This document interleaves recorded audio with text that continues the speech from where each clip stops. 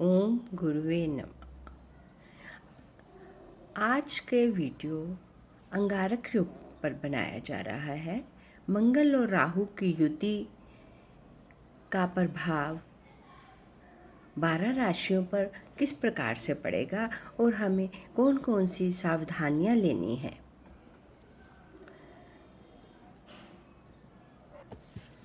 श्री शक्ति ज्योतिष की ओर से आप सब दर्शकों का स्वागत है।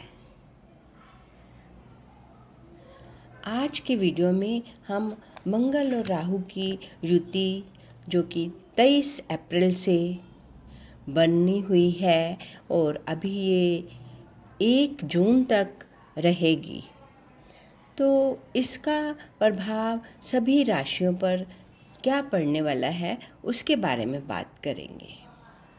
पहले हम ये देखते हैं कि मंगल जो ग्रह हैं वो किस चीज़ के कारक होते हैं। मंगल से हम साहस को देखते हैं, व्यक्ति के वो क्या कमिटमेंट करता है, और भाई बहन देखे जाते हैं, सिबलिंग्स। और मंगल से हम police, army, fire department, sportsman, खिलाड़ी और एक्सीडेंट्स, प्रॉपर्टी, ये सब चीज़ें मंगल से हम देखते हैं।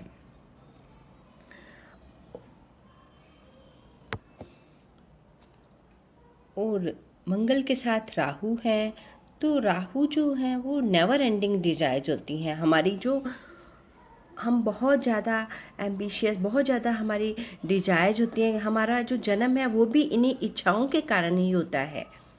अगर व्यक्ति की इस मनुष्य जन्म में इच्छाएं नहीं रहती हैं तो उस व्यक्ति का जन्म फिर दोबारा मनुष्य योनि में नहीं होता है। तो इन इच्छाओं की वजह से ही हमारा जन्म होता है। तो राहु इसको रिप्रेजेंट करते हैं। Rahu foreign culture, foreign travel, विदेश यात्रा और सेपरेशन, और जैसे जो ग्रैंड मदर, हमारे नानी कहते हैं, मैटरनल ग्रैंड मदर, और जेल, और कुछ ऐसी जो डिसीज़ होती हैं जो कि जल्दी से डायग्नोज नहीं हो पाती हैं, ऐसी बीमारियां वो देखते हैं। राहु सडन अचानक से चेंजेस देते हैं।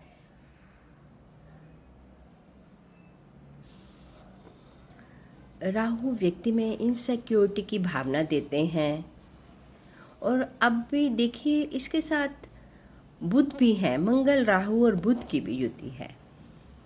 तो बुध जो है वो दूसरे घर के स्पीच के कारक होते हैं, जो हम बोलते हैं।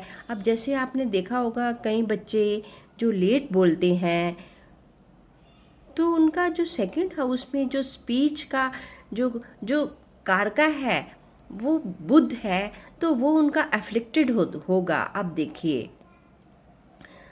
तो इसी वजह से वो बच्चे कुछ लेट बोलते हैं। और अगर वैसे भी आप देखिए कई लोगों को जैसे स्टैमरिंग की आदत है या कुछ भी है ऐसी, तो उनका भी जो है बुध जो है थोड़ा अफ्लिक्टेड होगा।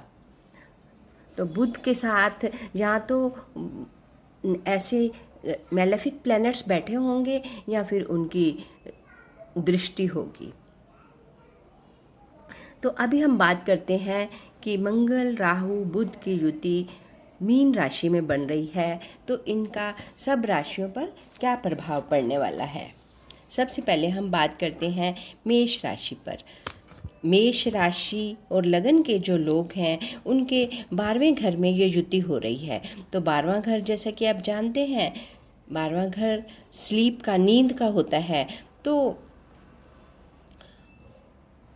और उसमें देखिए उनके लगन का लॉर्ड और 8वें घर का लॉर्ड है। तो उन लोगों को अपनी नींद का पूरा ध्यान रखना है और अपनी बॉडी का ध्यान रखना है। बॉडी और देखिए नींद दोनों रिलेटेड है। अगर आपकी नींद पूरी होगी तभी आपकी बॉडी ठीक रहेगी। तो उसके लिए उनको प्राणायाम करना है, मेडिटेशन करना है। इस पीरियड में 1 महीना मई का उनको पूरा अपने ध्यान देना है स्लीप पर। अभी हम बात करते हैं, अब देखिए उनकी अगर स्लीप नहीं पूरी होगी तो राहु जो है उनके 11वें घर के मालिक हैं। 11वें घर के मालिक हैं तो उनकी इनकम, आय, इस चीज़ पर इफ़ेक्ट होगा। तो इसलिए रेमेडी यही है कि आप अपनी नींद पर ध्यान दें। आगे हम बात करते हैं वृषभ राशि की। वृषभ राशि के 11वें घर में ये योग बन रहा है। 11वें घर होता है इनकम का और मित्रों का, फ्रेंड्स का। और देखिए तो जब आपको सेकंड लॉर्ड इसमें स्पीच का है, जुड़ा हुआ है, तो आपको कोई भी जब बात करनी है अपने फ्रेंड्स के साथ और कोई भी इनकम रिलेटेड जब बात करनी है तो उसके ऊपर आपको ध्यान देना है। आगे हम बात करते हैं मिथुन लगन और मिथुन राशि वालों की। उनके 10वें घर में ये योग बन रहा है। उनका लगन का लॉर्ड और चौथे घर का जो स्वामी है वो 10वें घर में है। तो ये 10वें घर में उनके ये योग बन रहा है तो उनको जो है अपने जहाँ पर भी वो काम करते हैं वहाँ पर अपनी वाणी का ध्यान रखना है कि कोई भी ऐसे शब्द नहीं बोलने हैं कि जिससे उनका जिससे उनके प्रोफेशन पर असर पड़े। इसलिए 1 महीना अपनी वाणी पर ध्यान दें। और देखिए जो मंगल है उनके 6ठे घर के मालिक हैं और 11वें घर के मालिक हैं। तो 6ठा घर भी देखिए जॉब का होता है, 11वां घर इनकम का होता है। तो मिथुन लगन वालों को अपने प्रोफेशन के लिए अपने वर्क प्लेस पर बहुत ध्यान देने की ज़रूरत है।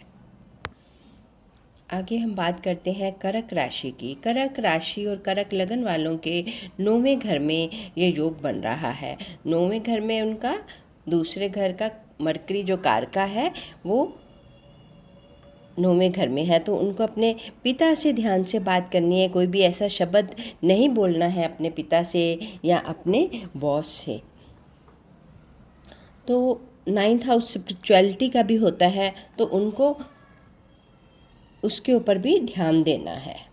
आगे हम बात करते हैं लियो राशि, सिंह राशि की। उनके 8th हाउस में ये योग बन रहा है। तो वो लोग अगर कोई भी 8th हाउस होता है ट्रांसफॉर्मेशन का, प्रॉपर्टी का, इंश्योरेंस आदि का और एस्ट्रोलॉजर्स का भी, तो इन सब को अगर प्रॉपर्टी डीलर हैं या आपकी कोई डील चल रही है लियो लगन वाले, तो यहाँ आप एस्ट्रोलॉजर हैं तो आपको जो भी अपने शब्द हैं उनके ऊपर ध्यान देना है।